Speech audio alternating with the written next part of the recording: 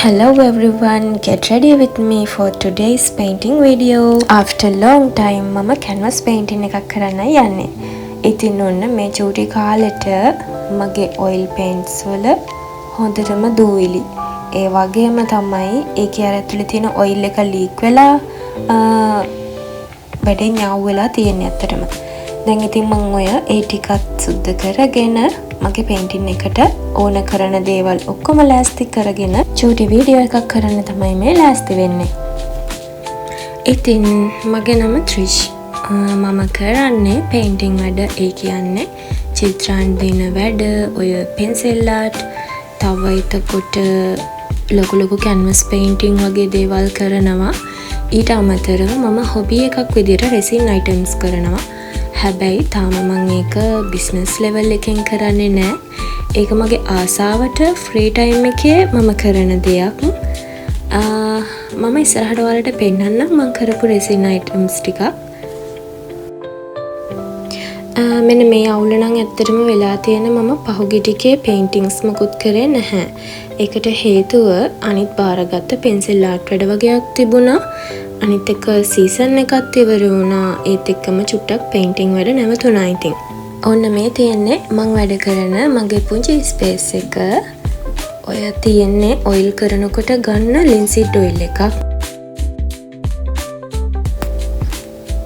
එතකොට මේ ඇවිල්ලා ඇක්‍රිලික් මීඩියම් වලින් අපි පේන්ටින්ග්ස් කරනකොට ඒකට ගන්න තින්ත.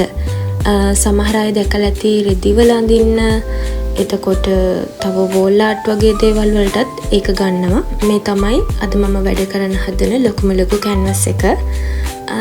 වැඩ කරන්න කලින් මට තියෙන ලොකුම ප්‍රශ්නේ තමයි මෙන්න මේකේ තියෙන ඔයිල් ලීක් වෙලා ඔක්කොම එකට ඇලිලා අතේ ගෑවෙනවා. දැන් මට මේක ඇත්තටම ක්ලීන් කරන්න තේරෙන්නේ නැහැ මොකද්ද කරන්න කියලා. අර ලීක් වෙන එක වටේට එවිලට ඔතනවා සර්විට් පේපර් එකක් වටේ ඔතලා තිනවා. අන්න ඒක ඤාව් වෙලා සේරටම වැඩි අන්තයි. දැන් එතන කරන්න දෙයක් නැහැ. සේරම මම ඊට පස්සේ උඩ අතට හිටවල තියුවා.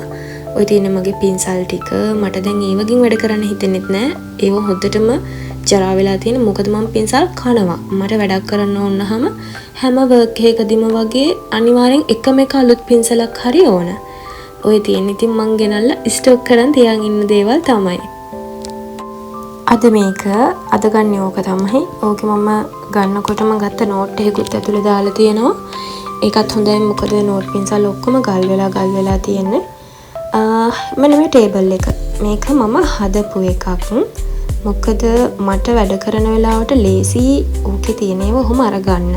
අනිත් එක තමයි ඔය ටේබල් එක 7 feet විතර වෙනකන් ඇඩ්ජස්ට් කරන්න පුළුවන්. බිත්ති උඩ නැගගෙන එහෙම කරන වැඩවලදී එහෙම බඩු ටික තියාගන්න වගේ මට ඒක ගොඩක් ප්‍රයෝජනයි.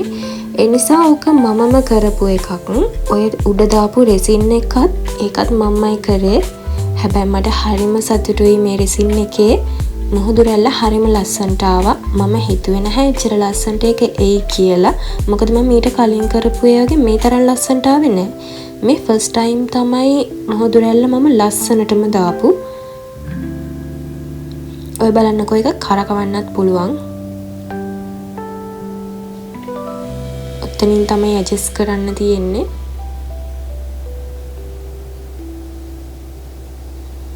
එතකොට ඕකේ ඔය දාලා තියෙන ඒවා මං ආසම චූටි දේවල් ඕකේ ඇඩ් කරලා තියෙනවා. ඔය තරුව වගේ සිප්පි කටු, එතකොට චූටි තරු ඔක්කොම චූටි ඩීටේල්ස් මං ආස දේවල්. ඉතින් මං ඒකේ ඇඩ් කරලා තියෙනවා. ඒව දකිනකොට මට මාරම රිලැක්ස්. මේ තියෙන මං ඒ වගේ කලින් කරපු එකක්. ඕක තමයි පළවෙනියටම කරපු ලොකු වර්ක් එක. එතකොට ඕක මගේ අතින් බිම වැටිලා කැඩුනා. අර හදලා තියෙන ඔරුව එහෙම ඒක චප්ප වෙලා ගියා බිම වැටිලා. වර්ක් එක නම් ඉතුරු වුණා. ඊට පස්සේ මම ඒක ෆිනිෂ් කරන්න ගියෙත් නෑ. තාමත් ඒක එහෙමම තියෙනවා. මේ තියෙන්නේ ආම්පන්න සෙට් එක. එතකොට කැන්වස් ඔය බාගට ඉවර කරපු පේන්ටින්ග්ස් තමයි පිටිපස්ස හරවලා තියෙන්නේ. ඔන්න තව බඩුවක් අහු වුණා. ඉතින් මට මේක අමතක වෙලා තිබ්බේ. ඉතින් මම පේන්ටිං එකක් බාර දෙන්න ගියා කුරියර් එකට. ඔයගේ බිල් එකත් එක්කම ඒ මල්ලෙම අතට අහුවෙච්ච සිප්පි කටු වගේක් මම දාගෙන ආවා. මේ වගේ දේවල් මගේ කාමරේ පුරාම තියෙනවා. මොකද මම මුහුදු පිස්සෙක්. මට සිප්පි කටුව එහෙම පිස්සුවක් තනිකරම වඩු ගණන් වුණත් බීච් එකේ ඉන්න පුළුවන්, සිප්පි කටුවෙන් ඉන්න පුළුවන්. එක දිගට දවස් ගණන් වුණත් පුළුවන්. හැබැයි මම තාම try කරලා නැහැ. අනිවාර්යෙන් පුළුවන්. මොකද ඒ තරම් පිස්සුවක් තියෙන්නේ. අර 4 ලීටර් කෑන් පුරවල තියෙනවා සිප්පි කටු ගෙනාපුවා.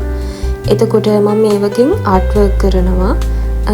ඒවා අපි ඉස්සරහ වීඩියෝ වලදී බලමු. ඉතින් එහෙනම් අලුත් වීඩියෝ එකකින් කොහොමද මම මේ පේන්ටින් එක කරන්නේ, මොකද්ද මම මේකේ අඳින්නේ කියලා බලමු. අදට ගිහින් යන්නම්. බයි.